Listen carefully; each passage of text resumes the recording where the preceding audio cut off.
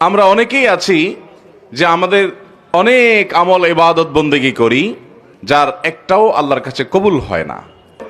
ওই নারী, যেই নারী বাসা থেকে বের হয়েছেন সুগন্ধি মেখে, আজকাল আমাদের অনেক মুসলমান মেয়েরা আছেন, আমাদের অনেক মা বোনরা আছেন যে অনেক পারফিউম ব্যবহার করে, অনেক সুগন্ধিযুক্ত প্রসাধনী ব্যবহার করে তার আশপাশের পুরো পরিবেশটাকে মোহিত করে ফেলছে সুগন্ধি দিয়ে।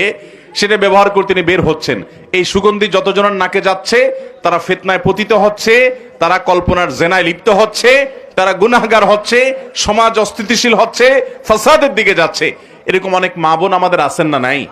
11 নম্বর, ওই ব্যক্তি, যে ব্যক্তি দান করে কিন্তু সে দানটা হারাম টাকা থেকে দান করে। এরকম লোক আমাদের দেশে আছে না নাই? অভাব নাই। না বুঝার কারণে তারা মসজিদটাকে চকচকা ফকফকা করার জন্য যে টাকা দেয় হুমড়ি খেয়ে নেয়।